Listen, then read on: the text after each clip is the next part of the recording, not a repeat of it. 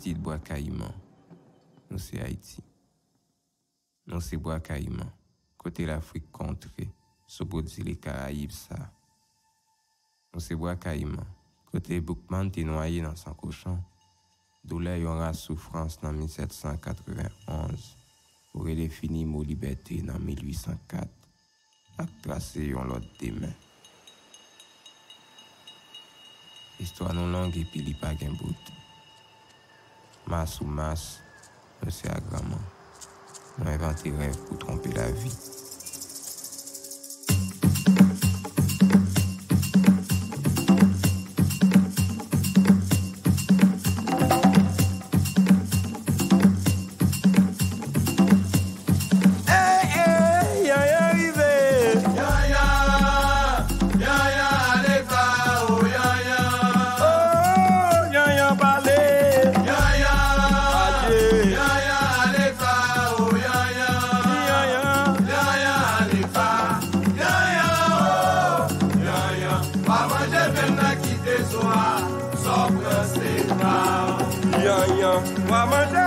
KITE ZO A, só pra ser mal.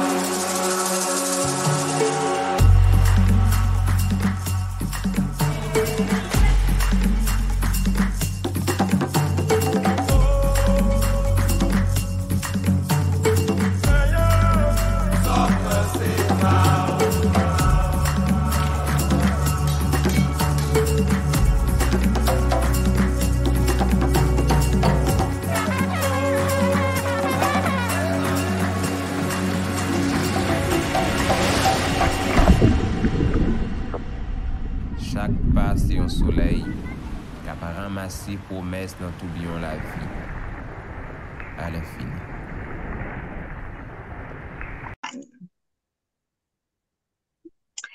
Hi friends, I'm sitting with Kaveh Nabatian. Kaveh, you're a filmmaker, a musician, you're an artist, whom I've known for a while. So I think I've actually did the math. I've known you since 2011. There you go. Yeah, 12 years. Yeah, well, I guess in 2011, maybe in 2010, I had 2 films at TIFF, and we spoke about those. Or I had one at TIFF. It was the Worldwide Short Film Fest. Okay. Yeah, or yes, was yes, it yeah. here? One was at TIFF and one was at the other, or something like that. I can't. Right, yeah. So you've been at it for a while. So tell us about yourself. A bit of an intro. Yeah, well, I'm a director, sometimes cinematographer, sometimes editor, sometimes producer, which I try not to do. But I'm a kind of I sometimes make slightly larger projects with bigger crews, and then I also like to do things where I just kind of run and make my own little movie. And I guess the film we're talking about today, well, it's not a small movie. It actually took me a lot of time and a lot of energy, but it was one of these ones where I was directing and producing and editing, and that's photographer as well. So yeah, that's kind of my main job. But then sometimes my main job is to be a musician, and so I play with the band Bell Orchestre and trumpet player, and also keyboards and various kind of analog electronic doohickeys, and I also write soundtracks, usually for my own films, but I've started doing more soundtrack work for others as well, which is something I actually quite enjoy. So, so I have a lot of different hats. But it's kind of it seems like you enjoy it, or else you wouldn't be doing it. Yeah, that's a very good point. I sometimes feel like I'm just kind of like stuck, kind of like flying from one thing to another, and that I don't really have control over it. But I mean, I do, obviously, and I guess it's partly that, like, right now I've been in a really intense film phase for the last 3 months, I guess, and I haven't really played any music at all, and I can feel it, like it's starting to like stress me out, and like I'm thinking about it a lot, and I'm thinking about music and starting to get back into it. And so then, and I've actually got a soundtrack coming up in May. So then I'll be all the way over there in music land, and I'll be doing that for a while, and then I'll be like, I should really get back to my feature. So it always feels like I'm not doing enough, but I'm always doing a lot. And, I'll just kind of, I think if I were to focus on one thing, I'd probably get a lot better at it and get a lot of more things moving in that one direction. But I also, I'm just a person who likes to do a lot of different things, and that keeps me going. For sure. Relatable. I'm not as much of an artist in that sense, but I do like the busyness of living, having more than one hat on at different times and kind of enjoying arts that way. Yeah, Um, yeah, yeah. did you always know what started with you? Was it the music? Was it the filmmaking? Or I don't think I've asked you this before. Yeah, it was definitely the music. I mean, I think everybody's the music on some, when you're a kid, your mom is singing you songs, stuff, like where it's so deeply ingrained in us in a way that film Mm. isn't. Um, and yeah, and then I got into film a little bit. So I was like into trumpet and stuff when I was in like I think I started playing when I was I guess like 11 or 12. And Mhm. then but then I had a really bad experience with high school and trumpet. I had a bad teacher and I kind of put it down. And I got chicken pox and it was really bad. Like when you get chicken pox when you're in your teens, it can be pretty brutal. And so I was stuck at home watching movies and then I just started reading about them and getting excited about them. And like somehow I guess I don't know if it's like Tarantino or somebody was talking about how important Eisenstein was, and so Mm. I started just watching all of these Soviet films and probably being a little bit self-important about it, but I think that those films have actually still really stuck with me, like all this Dovzhenko and Eisenstein and the way they thought about the edit and about image creation and how to tell a story. So I got just excited about that, and then yeah, I became kind of obsessive about it. Went to film school for film and in film production, and then got sick of that and did a degree in music. And then my band started to take off, and I didn't really do any films for quite a while. And then since then, it's been this kind of ping pong. When I get like too frustrated, one way of doing things, I bounce to the other. But it sounds like it feels they fuel one another in some ways. So I guess that Yeah, kind of, and I can say now that I've known you for a while, I can totally see that in the filmmaking that you do as well. In that, they're very artistic. There's lyric, if there's like a vibe about them being lyrical and like visually kind of poetic too. We'll get into the film soon, but you mentioned Eisenstein, and my brain was like lit up because I felt similar. I don't make films, but I felt similarly when I discovered those films when I was in university, and sort of yeah, like I want to see more of these films, right? Because they've also influenced contemporary cinema in so many ways that I think people don't always know um, where this cinema language comes from sometimes. yeah, yeah. And then there's kind of like a few films in film school that confirmed that I wanted to be a filmmaker, and that just kind of blew my mind. And I always kind of trying to aspire to a certain Mm-hmm. maybe not similar energy, but yeah, the other one would be Tarkovsky for the way that I feel like he links image and sound in a way that's so Mm-hmm. unique and particular, and like you can't really divorce them. I mean, if you watch a Tarkovsky shot, it's probably going to be beautiful, but when he's got that Bach going or the poetry going or whatever, and then it just creates this thing that's so him. It's so I wouldn't want to try to make Tarkovsky films, because he was so Tarkovskian, but he Yeah. managed to find this poetic way to express himself that is outside of the norms of kind of traditional cinema, but it was so effective and just absolutely beautiful and so musical. And so I think Mm-hmm. I'm always trying to like find a way to express the camera musically and to express music in kind of a visual way and to find where there's a synergy. Yeah, that's pretty true. And I think that's the whole thing about influences. You can make them, you can take what you need from them and make them your own. And there's so much room for expanding in that sense, in your own expression as an artist and filmmaker. Mm-hmm. And I've noticed in terms of your filmmaking, you choose stories about certain aspects of society, their social commentary, and also introducing us to different sort of groups and cultures. And that's sort of one of the reasons I appreciate the documentary we want to talk about. When did you know that this is sort of one of the ways you wanted to take your career in terms of documentary filmmaking and capturing the essence of culture and people? Well, I don't think it was ever a concrete decision at Mm-hmm. all. But now that I've made enough stuff, I start to see these themes going through it. I'm like, huh, it's not really what I would have thought that I wanted to make movies about, but it turns out to be. And I think it's partly, growing up a little bit different. My father's Iranian, and I didn't really fit in with like white suburban society in Ottawa where I grew up. Right. So I've always just, but I also, I'm also not Iranian. I don't fit into Iranian culture. So I've always been interested in, like, since I'm not like distinctly part of one culture, I'm really interested in how cultures operate. Right. And so that led me to start traveling as soon as I could and to try to just understand how different people interact. And then by seeing, like, by getting out of a kind of North American perspective that has all this like colonial infrastructure in place, Mm-hmm. then you start to see the injustices in different parts of the world. And so while I'm not like necessarily overtly political in my filmmaking, I try to like provide space for voices that might not get heard otherwise. And yeah, and to show, like, for example, with this film, most of the media, even that comes out of Haiti, is about the suffering in Haiti, how bad everything is in Haiti, how we need help, how they've been screwed over and stuff, and all that stuff is all true. Yes. But that wasn't the movie I wanted to make. I wanted to make a movie to kind of introduce a different aspect of Haitian culture and to take it out of this idea of we need to pity the poor Haitian people and we need to like throw money at the poor Haitian people and then we can alleviate our guilt as North Americans. Right. So in that way, it is a political film, but it's not a political film. It's like you should do this. Right. So let's get into the film. Is it KITE ZO A, Leaving the Bones? Did I pronounce it properly? Yeah, KITE ZO A. Yeah. Okay. So, it's when I kind of read about the film, it is sort of described as an immersive exploration of rituals in Haiti.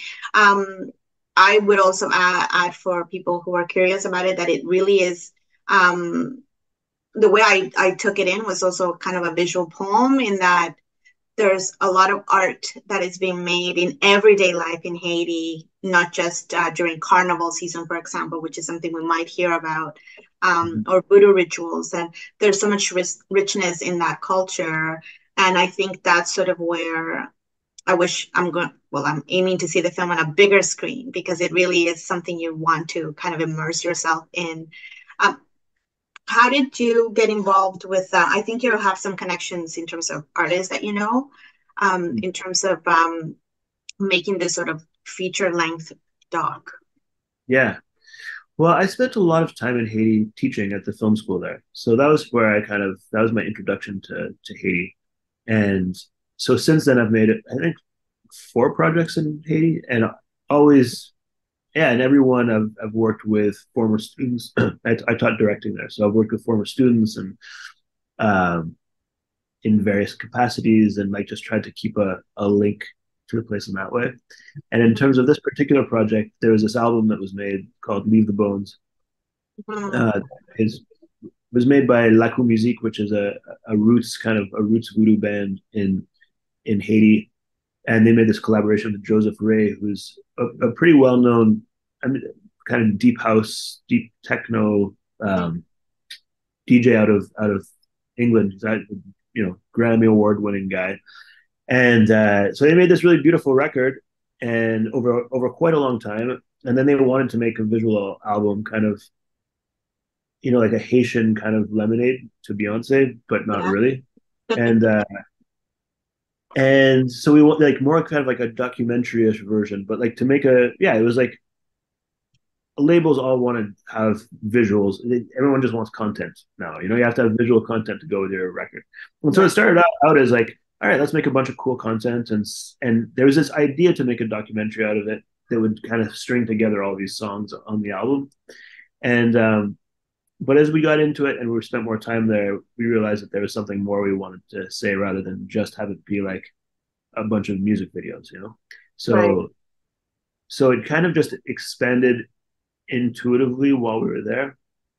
And then it was almost, well, I mean, what actually happened is then we got home, the label needed a few music videos. We cut together a few music videos, put them out.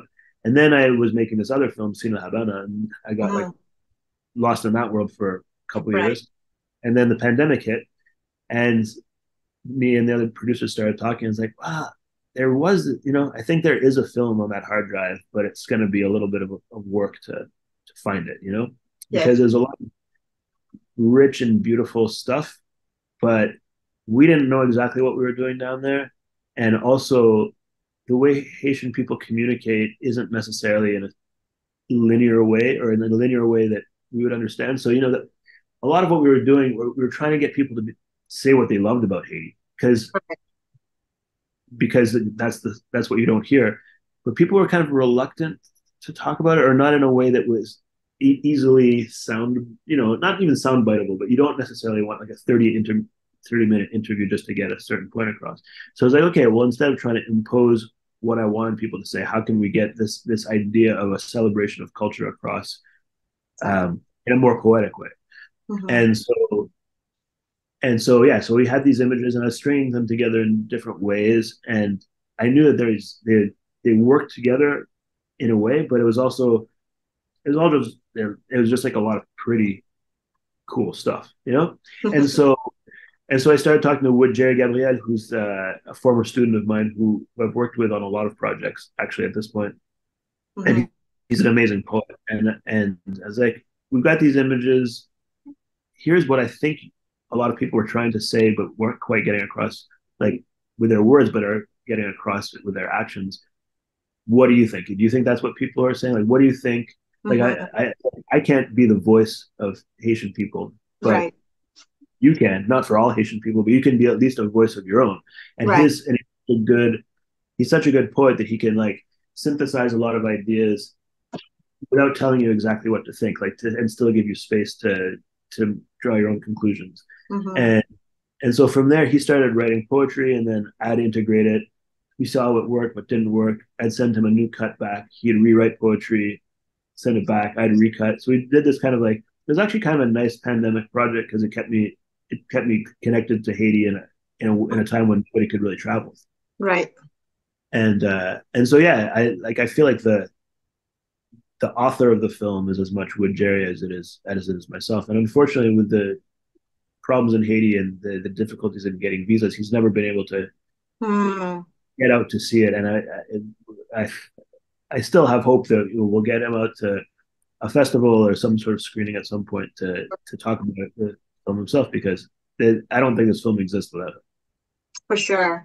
Yeah. Well, maybe we'll have to arrange something and I'll speak with him. But Okay.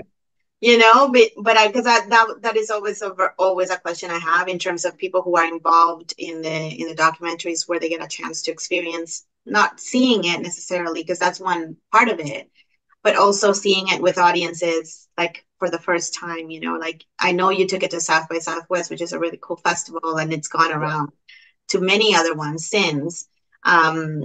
And then just being able to see how people take it in regardless of the language and culture, and the relatability of these sort of stories. And also, like you said, even just celebrating the culture, because like it's true, a lot of the stuff that we do see out of Haiti specifically has been around suffering. Right. Yeah.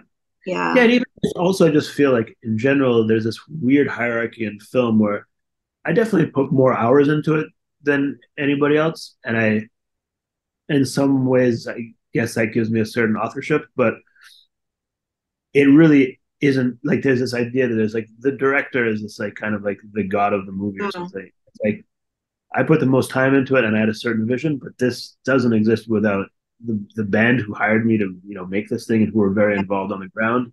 Definitely with Jerry, and I get it. Like, you can't every time you have an interview or an award have like 20 people up there. Exactly. Yeah. But I think it's something that we don't talk enough about in film, and especially in documentary, is just how collaborative it is. Like, if I have a sort of a gift for putting the camera in the right place, that's one gift. But how is that a more important gift than the choreographer who's dancing, or the dancer in front of me? And like all of those things, like I didn't make those things happen. I was arranged for people to be there when they were happening, and I just knew the camera most of the time. Right. So yeah, I just feel like I need to say that this is like very much a collaborative project, and I think the authorship for it should be like thought of as belonging to everybody who was involved. Yeah, no, I appreciate you saying that. And I also think that, even just knowing that, now that I know that you were doing more than one role in the film, I think there's a sense that people really wanted to be part of it. At least when I'm seeing the film, I still realize maybe there weren't a lot of talking heads, which is really something that I appreciated in this film. But there's still a sense of being proud of what they're showing you about the culture and sharing it with the rest of us through film, that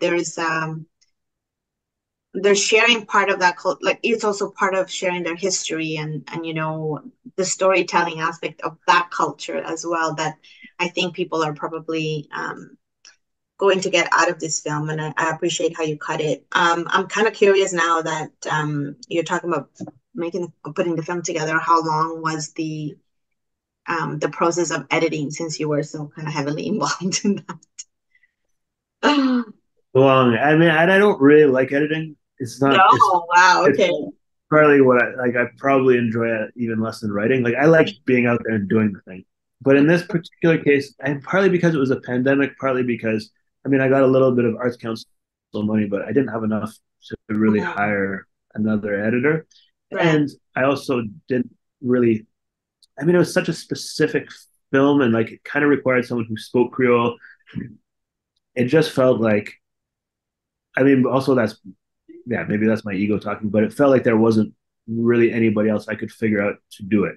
And I would have loved to have given it to someone else.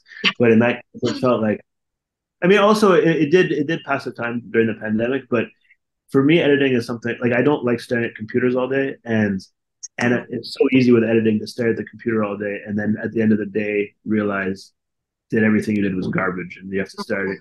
Like, it's like, okay, well, had to try it to get to, there's a lot of trial and error. Like try the thing, realize it sucks, try another thing, realize it sucks, try it after 10 things. Oh, actually this works, you know? And in this case, because I mean, in narrative, it's a little bit easier because you've got more of a roadmap, but with something this non-linear and poetic, it's like, okay, well, maybe we could start with the carnival. We could put this piece here. We could put this. So there's a lot of just like moving pieces around.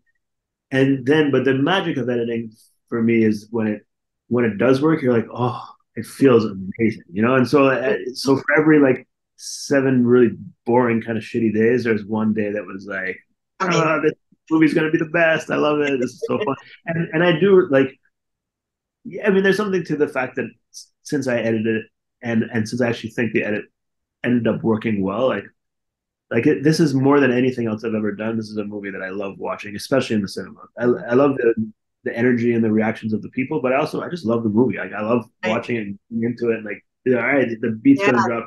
We're gonna open up into this like beautiful Haitian like, I can guy imagine. and then get back into it. And I feel like when I realized that I couldn't really think of it in terms of any kind of 3-act structure or anything. You know, it's more like it needed to feel more like this kind of like documentary DJ set. Like it needed to have these like get big and then get small and get really thin and then get really thick and like not do something. Like, we got to present the issue and then we got to defend the issue and then derive a critique. More like it was kind of like thinking of it as like a really good DJ set or as a voodoo ceremony. And so that also like once I realized that the thing that was connecting everything was this idea of ritual and ceremony. Yes. You know, voodoo ceremonies are at the root of so much in Haiti, and there is like a very clear way that they work, and which is in a way kind of like a 3-act structure. But you've got an incantation, which the film has at the beginning, and then it develops over these things, and then you enter a moment of trance, and then you wash yourself off from the ritual. So I literally tried to do these things and have it move into almost like a trance like feeling towards the end, and then a washing off of the ritual at the end. So that once I figured out those 2 ways of thinking, it helped to settle all these like random pieces that I couldn't quite gel. Yeah, I like the analogy of the DJ set because there is a vibe through the film for sure. And I'm like, I want this soundtrack. You know, like I was just kind of going with it too. And I love the shots that you start with too. And like the kids saying, follow me. And I'm like, yes, I'm with you, kid. You take me wherever you want to go, you know, and then getting to know people in their ritual and while they're also talking about the ritual is also really cool. I wanted to ask in terms of, you know, in terms of working with Jerry Gabriel, once he saw the final kind of version of this film, what was the feedback, or anyone else that was involved in the film?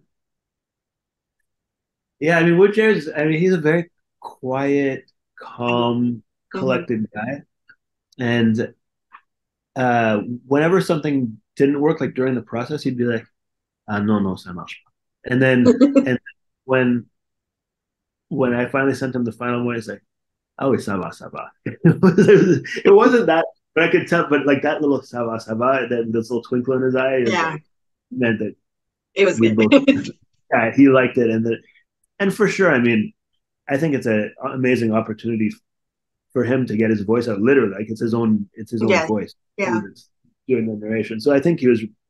I know that he's really happy that it's traveling around, and it's also traveling around a lot in the Caribbean, which I think is important to him. So it's Yes, like for in Guadeloupe and Trinidad and French Guyana, and sure. Hmm.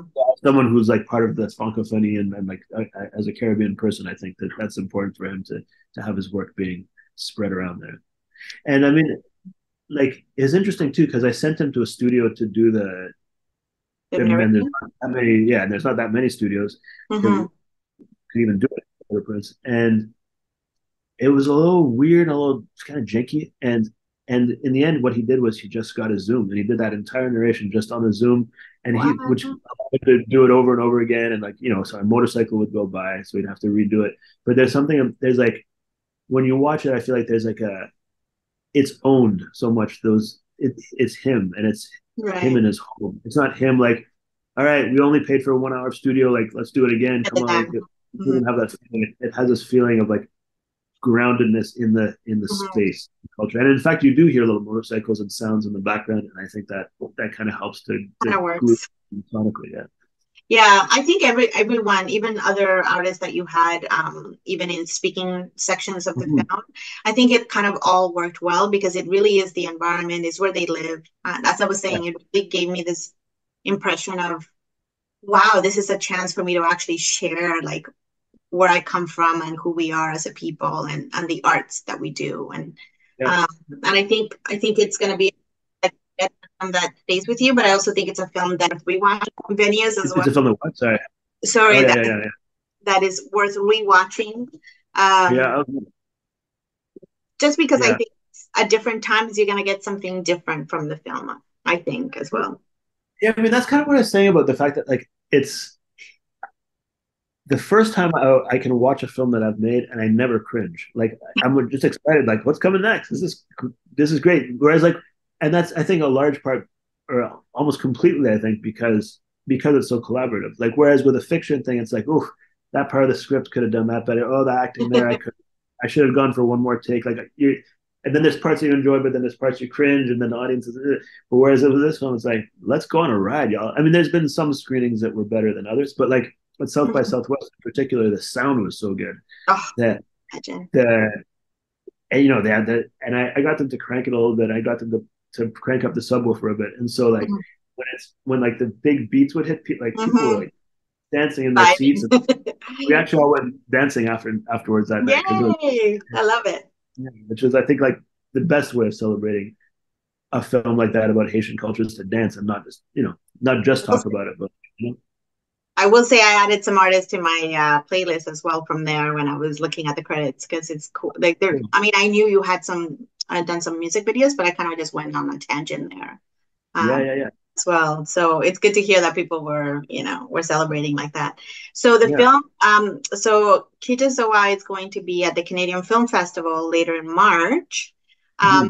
Are there any other screenings that we can let people know? I'll put the details for the Canadian Film Fest for Toronto people, but anything else in terms of where the film's going? Yeah, well, it's going to the Big Ears Festival in Tennessee, which is actually an incredible music festival that Mm-hmm. has a film section. I was actually my band was scheduled to play there the year of the pandemic, and so I've never been myself, and I won't be able to go this year, which sucks. But I'm really happy that's going to be there because it's such a, I mean, so many amazing musicians are going to be there, and it seems like Mhm. a cool spot for it. And then it's the same day actually. It's playing in Amsterdam at Cinedans, which is a big dance festival, and I'll actually be there to present it there. Nice. And then it's also on Tank, TENK Oh .ca, which yes, is yeah. Oh, good. Yes. so it's on Tank for 2 months. So if you can't see it on a big screen, you can watch it. But if you watch it at home, please crank the Crank volume. it up. Crank the volume or put it on with headphones or something. You want to so you can get in there. Yeah, I was gonna say, yeah, maybe, dim the lights a little bit and just, yeah, have a bit of a watch party. Yeah, No, it's only 67 minutes, so you don't have to like commit to hours of it. You can just go for a journey. You beat me to it because I was actually one of the last things I wanted to point out was the length is great.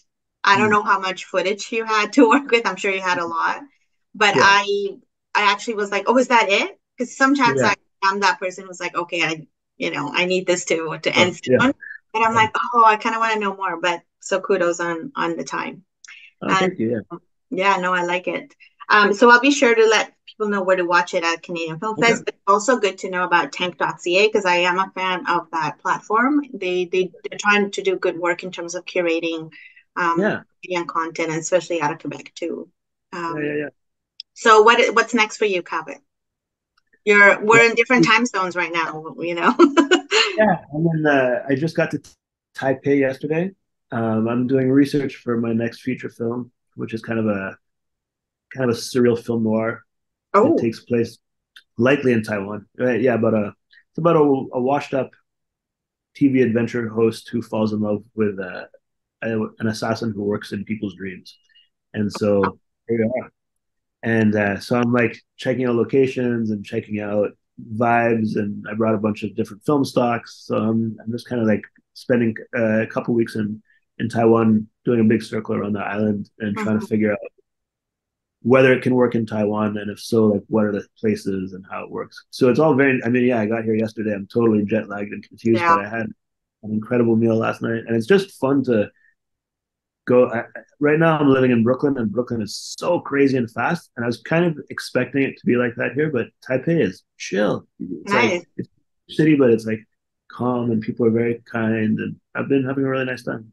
Well, thank you for waking up early to speak with me. I appreciate you also being jet lagged, so I won't Oh keep yeah, you for no too problem. long. No Um, problem. I can eat breakfast anyway. It's all good. okay, sounds good. But I'm gonna be looking forward to this new project because you've Yeah. said some really key words, film noir, Yeah. and so I'm there. All Um, right. Cool. thank you again. I always have a really good time speaking with you. Yeah. So nice to talk to you. Thanks.